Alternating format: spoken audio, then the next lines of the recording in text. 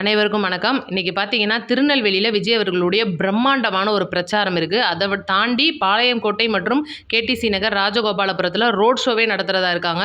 இது ஒரு முக்கியமான அப்டேட். இதுக்கு முன்னாடி பார்த்தீங்கன்னா, தமிழக வெற்றி கழக சட்டமன்ற தொகுதியில எடப்பாடி அப்படின்ற தொகுதியில இருக்கிற அருண்குமார் அப்படின்ற வேட்பாளரோட மனு நேத்து நிராகரிக்கப்பட்டிருக்கு. இது எதுக்காக நிராகரிக்கப்பட்டிருக்கு? என்ன காரணம் அப்படின்றத நம்ம டீட்டெயில்டா பேச போறோம். மற்றும் தமிழக வெற்றி கழகத்தோட பல்வேறு அப்டேட்டான நியூஸ்கள் இருக்கு. சேனலுக்குள்ள வந்தவங்க தயவுசெய்து வீடியோவ ஸ்கிப் பண்ணாம டீட்டெயில்டா பாருங்க. பார்த்துட்டு உங்களோட கமெண்ட்ட சொல்லிட்டு மறக்காம லைக் அண்ட் சப்ஸ்கிரைப் பண்ணிக்கங்க. இன்னைக்கு பார்த்தீங்கன்னா, தமிழக வெற்றி கழக தலைவர் திருநெல்வேலி பிரச்சாரம் அப்படின்றது கடந்த ஒரு 2-3 நாட்களாவே ரத்தாகுமா, நடக்குமா, ஏகப்பட்ட இடங்கள்ல ரத்தாயிட்டு இருக்கு. நெறைய கண்டிஷன் குடுத்துட்டே இருக்காங்க அப்படின்னு சொல்லிட்டு பயங்கர ஒரு இதா போயிட்டு இருந்தது இடத்துல.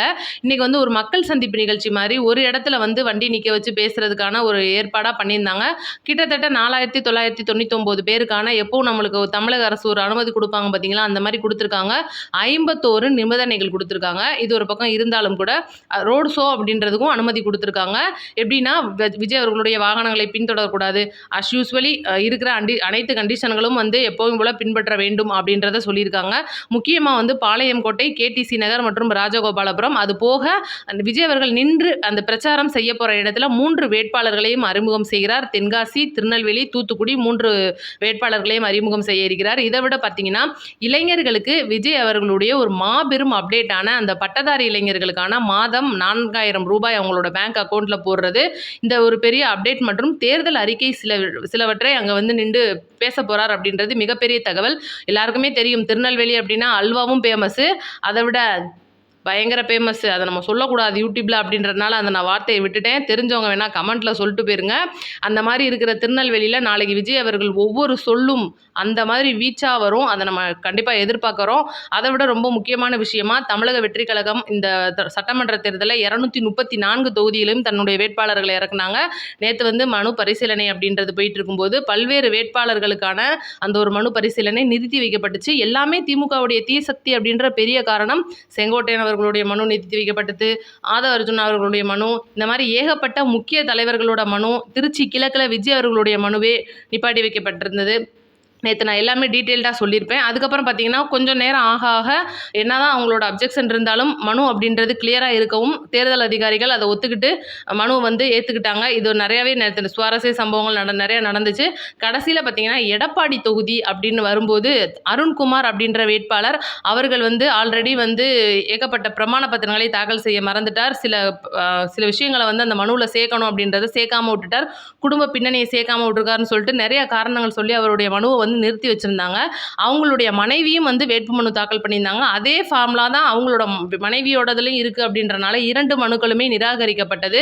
அது ஒரு பக்கம் இருந்தாலும் அண்ணாதுரை அப்படின்னு சொல்லிட்டு அதே வேட்பாளர், அதே எடப்பாடி தொகுதியில் தமிழக வெற்றி கழக வேட்பாளர் அண்ணாதுரை அப்படின்றவருடைய மனுவும் நிராகரிக்கப்பட்டிருக்கு. இப்போ இதுக்கு பார்த்தீங்கன்னா, சிதம்பரம் தொகுதியிலையும் இதே தான் நடந்துச்சு. சிதம்பரம் தொகுதியில் பாரி அப்படின்றவருடைய வேட்புமனு அப்படின்றது நிராகரிக்கப்பட்டு விட்டது. ஆனால் பார்த்தீங்கன்னா, அவருடைய தம்பியான நெடுஞ்செழியன் அவருடைய மனு ஏற்றுக்கொள்ளப்பட்டது. அவருடைய தம்பி தான் அவர்.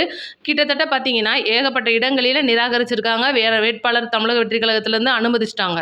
இந்த விஷயங்கள் போகும்போது எடப்பாடியில் மட்டும் நிராகரிக்கப்பட்டுக்கிட்டே இருக்கே, என்ன காரணம் அப்படின்றது ஒரு பெரிய காரணம்.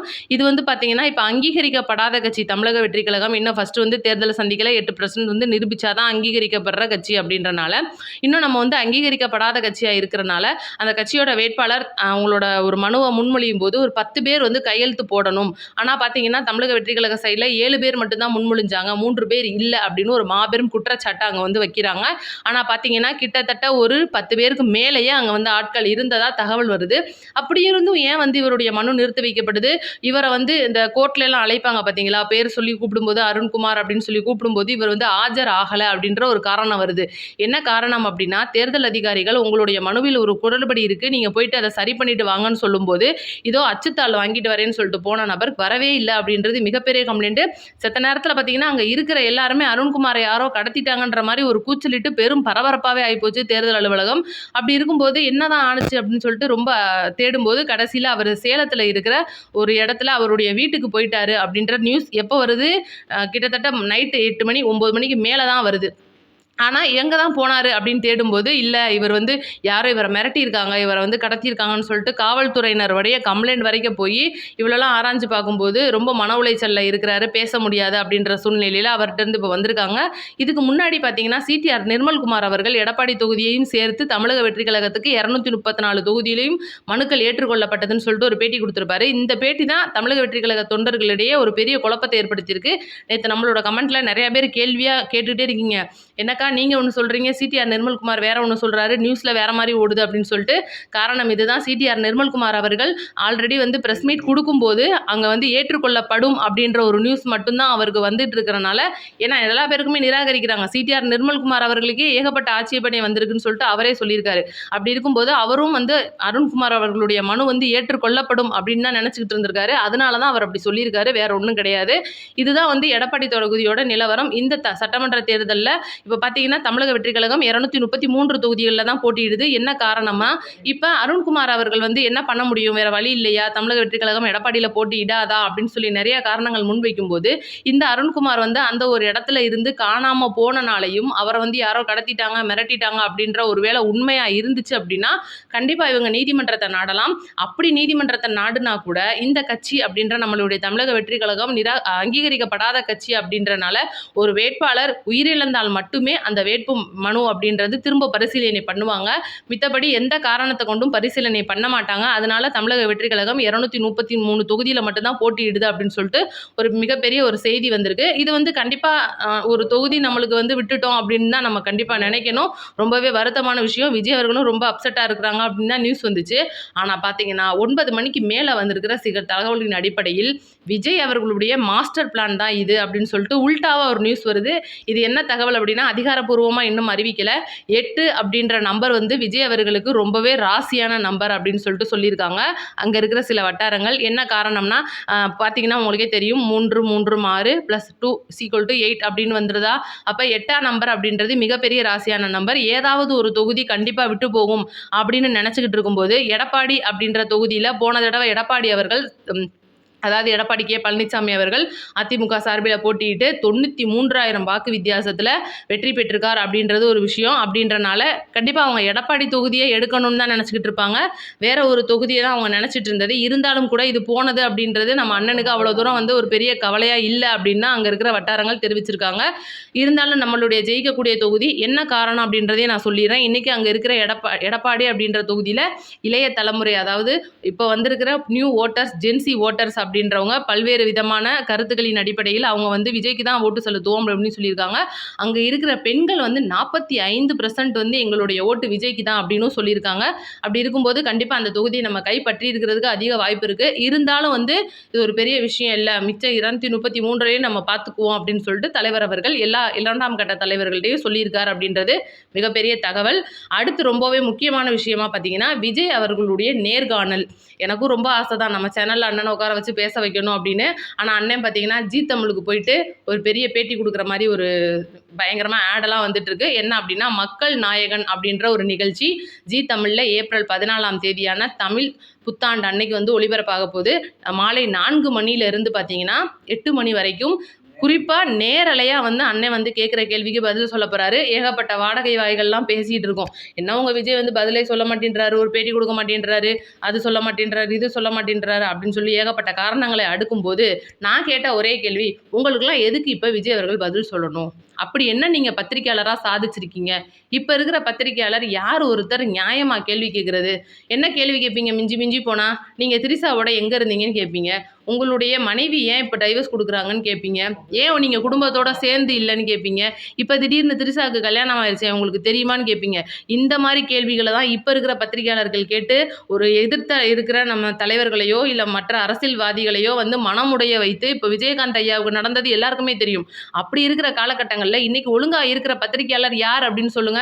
இன்னைக்கு முக்காவாசி பேரு, நான் ஒரு சில பேர சொல்லல, முக்காவாசி பேர் வந்து 100க்கு 90%ன்னே வச்சுக்கலாம். செம்பு தூக்கிகளா மாறி ரொம்ப நாள் ஆச்சு. எந்த கட்சி காசு தர்றாங்களோ அங்க போய் நம்ம பேசுவோம். உதாரணத்துக்கு நீங்களே நிறைய சேனல்களில் பார்க்கலாம். ஏன் உதாரணத்துக்கு பார்த்தீங்கன்னா, நிறைய தொலைக்காட்சிகளில் உட்காந்து பேட்டி அப்படின்ற பேர்லையும் சரி, வட்டமேசை மாநாடும் சரி, மாற்றி மாற்றி டீ காப்பி குடிச்சுக்கிட்டு உட்காந்து ஒரு கட்சிக்கே செம்படிச்சுட்டு போவாங்க. அதாவது 4 பேர் 4 விதமா பேசுறதுக்கு தான் அந்த வட்டமேசை மாநாடு போடுவாங்க. ஆனா 4 பேரும் சேர்ந்து ஒரே விதமா பேசுவாங்க அப்படின்றது தான் அதோட வந்து ஒரு பெரிய ஸ்பெஷாலிட்டியா இருக்கும். அப்படி இருக்கும்போது இன்னைக்கெல்லாம் வந்து என்டிடிவிக்கு போயிட்டு விஜய் அவர்கள் ஒரு இன்டர்வியூ சொல்லியிருப்பாரு. அதுக்கு கேள்வி கேட்கிறவங்களுக்கு பதிலும் சொல்லியிருப்பாரு. அப்ப கூட நிறைய விமர்சனங்கள் வந்துச்சு. விஜய் அவர்கள் போயும் இங்கிலீஷ் டிவிக்கு பேட்டி கொடுத்துருக்காரு. தமிழ்ல வரல.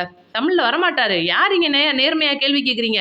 அங்க இருக்கிறது அந்த ஒரு பத்திரிகையாளர்கள் என்ன கேள்வியோ அவர்கிட்ட என்ன கேட்கணுமோ அதைத்தான் கேட்பாங்க. ஆனா இங்க இருக்கிற பத்திரிகையாளர்கள் தங்களுடைய சேனல்களோட டிஆர்பிக்காகவும் தங்களுடைய அந்த கிசுகிசுக்காகவும் ஏகப்பட்ட கேள்விகளை கேட்டு மனமுடைய வைப்பாங்க. மேலும் இங்க தமிழக மக்களுக்குள்ளேயே நம்ம ஒன்று சொன்னோம்னா அதை வேறு முறையா திரிச்சு பேசுவாங்க அப்படின்றது தான் காரணம். அதனால பார்த்தீங்கன்னா ஜென்சி வாக்காளர்கள், அதாவது இளம் தலைமுறை, புதிய தலைமுறை வாக்காளர்கள், முதல் டைம் ஓட்டர்ஸ் அப்படின்ற ஒரு இளம் தலைமுறையினரை அதிக அளவில் பங்கேற்க வச்சு இந்த ஒரு நிகழ்ச்சி அப்படின்றது நடக்க போகுது. இதுக்கு பார்த்தீங்கன்னா ஜீ தமிழ் இது ரொம்பவே வந்து ஒரு மறைமுகமாக வச்சிருக்காங்க அப்படின்றது ஒரு உண்மையாக இருக்குது. அதனால் என்ன தான் பேசுகிறார் அப்படின்னு சொல்லிட்டு நம்மளும் வந்து அதை வெயிட் பண்ணி தான் பார்க்கணும். இது போக நாளைக்கு நடக்க போகிற அந்த திருநெல்வேலி பிரச்சாரத்தில் 51 கண்டிஷனை வந்து கண்டிப்பாக வந்து தேர்தல் ஆணையம் கொடுத்துருக்காங்க. இதை நான் ஒவ்வொரு வீடியோலையும் சொல்லிகிட்டே இருப்பேன். நம்ம தயவுசெய்து வழிமுறைகளை நேரடியாக கடைபிடிச்சா மட்டும்தான் அடுத்தடுத்து வந்து இருக்கிற தேர்தல் பயணங்களில் விஜய் அவர்களுக்கு அது ஒரு நல்ல விஷயமா அமையும். ஏன்னா இந்த ஒரு தேர்தல் பரப்புரை அப்படின்றது விஜய் அவர்களுக்கு ரொம்பவே மனவலியை கொடுத்துருக்கு. ஏன்னா கண்டிஷன் மேலே கண்டிஷன், மக்களை பார்க்க முடியல, தொண்டர்களோட ஆர்ப்பரிப்பு ஒரு பக்கம், இவ்வளோ தமிழ் மக்களின் ஒற்றை நாயகனா வந்து எவ்வளோ பேரை பார்க்க முடியும்? இவ்வளோ விஷயத்தை தாண்டி தான் இன்னைக்கு தலைவர் வந்து நம்மளெல்லாம் சந்திச்சுட்டு இருக்காரு. தயவுசெய்து வழிகாட்டு நெறிமுறைகளை பின்பற்றுங்க அப்படின்றது நம்மளுடைய ஒரு கோரிக்கை. அதை விட ரொம்ப முக்கியமாக ஒரு காமெடி விஷயம் ஒன்று சொல்லிடுறேன். இன்னைக்கு சீமான் வந்து ஏகப்பட்ட இடங்களில் பேசுகிறாரு. ஆனால் 15 வருஷமாக தோத்துக்கிட்டு இருக்காரு. தோல்வி வந்து ஒரு வீரனுக்கு அழகு அப்படின்னு சொல்லிட்டு நம்ம ஒதுக்கி வச்சிடுறோம் அப்படின்னா கூட, தான் தோற்றுருவேன்னு தெரிஞ்சிருந்தும் கூட அவர் பிரச்சாரத்தெல்லாம் மேற்கொண்டுகிட்டு இருக்காரு. இதை பற்றி நம்மளுக்கு கவலை இல்லை. ஆனால் எதுக்காக நம்ம கட்சி ஆரம்பித்தோம்? இன்னைக்கு நம்ம கட்சி ஆரம்பித்து நம்ம என்ன செய்ய போகிறோம்? நம்ம வந்து யாருக்காக கட்சி ஆரம்பித்தோம்? யார் என்னெல்லாம் பண்ணுறாங்கன்னு சொல்லிட்டு நம்ம கட்சி ஆரம்பித்தோம் அப்படின்றதையே மறந்துட்டு முழுக்க முழுக்க தமிழக வெற்றி கழகத்தை மட்டுமே நான் தாக்கி பேசுவேன், என் கூட இருக்கிறவங்களே நான் தாக்கி பேச வைப்பேன், நான் ரவுடி, என் கூட இருக்கிறவங்களும் ரவுடி தான் அப்படின்னு சொல்கிற அளவுக்கு இன்றைக்கி கேவலமாக அவங்களோட கட்சி போயிட்டுருக்குன்னா என்ன காரணம்? இன்றைக்கி மக்களிடையே நல்லா யோசிச்சு பாருங்கள். நீங்கள் வீடியோ பார்க்குற நீங்கள் யோசிச்சு பாருங்கள். 234 வேட்பாளர்களே அவர் ஒரே மேடையில் அறிமுகப்படுத்துறதுக்கு முதல் நாள் வரைக்கும் டெய்லி ப்ரெஸ் மீட் கொடுப்பாரு. டெய்லி வந்து அப்படியே ஊன்னு கத்துவார். அப்படியே அவர் நல்லது செஞ்சுட்டாரா, இந்த ஒரு சம்பவம் நடந்துருச்சா, ஐயோ பாலியல் குற்றம் நடந்துருச்சா அப்படின்னு சொல்லிட்டு ஊன்னு கத்துவார். இன்றைக்கி அவர் நியூஸ்களில் நீங்கள் பார்க்க முடியுதா? இன்றைக்கும் தமிழ்நாட்டில் குற்றம் நடந்துட்டு இருக்கு. யார் வந்து வெளியில் உங்களுக்கு காட்டிகிட்டு இருக்கிறது? இன்றைக்கி நான் மதியானமே சொல்லியிருந்தேன், ஒரு பெரிய சேனல் வந்து விஜய் அவர்களுடைய அங்க அசைவுகள்லேருந்து எல்லா நிகழ்ச்சியிலையும் காட்டிக்கிட்டு இருக்கிற ஒரு சேனல் இன்றைக்கி வந்து மறைமுகமாக மறைக்கப்பட்டு விட்டது. அவங்களும் சேனலில் நியூஸ் போடுறாங்க, ஆனால் அதை வெளியில் தெரியாத அளவுக்கு இன்றைக்கி தீய சக்தி அதை மறைக்குது. எந்த சேனல் அப்படின்றத மறக்காமல் கமெண்ட்டில் சொல்லிட்டு போயிருங்க. அந்த சேனல் தான் நீங்கள் நினச்சிக்கிட்டு இருக்கீங்களே அதே சேனல் தான். அதனால் இன்றைக்கி இதே மாதிரி சீமான் அவர்கள் வந்து இன்றைக்கி போயிட்டு இருக்கிற ஒரு தொண்டர் வந்து டிவிக்கேன்னு கத்துனா, நாளைக்கு முதல்வர் வேட்பாளராக நிற்க போகிற சீமான் அவர்களுக்கு ஏன் கோபம் வருதுன்னு கேட்குறேன். ஏன் இன்றைக்கி நம்மளே வந்து எவ்வளோ தூரம் வீடியோ போடுறோம், நம்ம தமிழக வெற்றி கழகத்துக்கு தான் வீடியோ போடுறோம்னு தெரியும். ஆனால் இங்கே நம்ம சேனல் கமெண்ட் பாக்ஸில் வந்து பார்த்திங்கன்னா ஊபிஸ்களும் அந்த நாய் தடவல் கட்சியான அந்த என்டிகே கட்சியும் பார்த்திங்கன்னா கமெண்ட் போடுறதான் செய்கிறாங்க. அதுக்காக நம்ம வந்து அவங்கள கண்டமணிக்க வையவா முடியும்? அவங்களோட கமெண்ட்டை அவங்க சொல்லிட்டு போகிறாங்கன்னு நம்ம கடந்து போகிறோம். அப்படி இருக்கும்போது ஒரு பொதுவெளியான இடத்துல ஒருத்தர் டிவிக்கேன்னு கத்துனாருன்னா பிரச்சாரம் பண்ணிக்கிட்டு இருக்கிறவருக்கு ஏன் இந்த அளவுக்கு கோவம் வருது? இங்கே வா உன்னை அடிக்க மாட்டேன்ற அளவுக்கு பயங்கரமாக பேசுகிறாரு அப்படின்னா அப்போ அவங்களோட கட்சி எப்படி இருக்குன்னு யோசிச்சு பாருங்கள். ஏகப்பட்ட இடங்களில் இது நடந்திருக்கு. சீமான் அவர்கள் வந்து நிறைய தடவை வந்து கை நீட்டி அடிச்சிருக்காரு சில பேரை. ஒரு பத்திரிகையாளராக தாக்குனாருன்னு சொல்லிட்டு நியூஸ்லாம் நம்ம பார்க்குறோம். அப்போ இவர் வந்து முதல்வர் வேட்பாளராக வந்தாருன்னா அப்படி என்ன ஆகும் நாடு? இன்றைக்கி ட்ரம்ப் சொன்ன மாதிரி காலையில் ஈரான் இருக்காதுன்னு சொன்ன மாதிரி இவர் முதல்வரான மறுநாள் தமிழ்நாடு இருக்காது. அதுதான் உண்மை.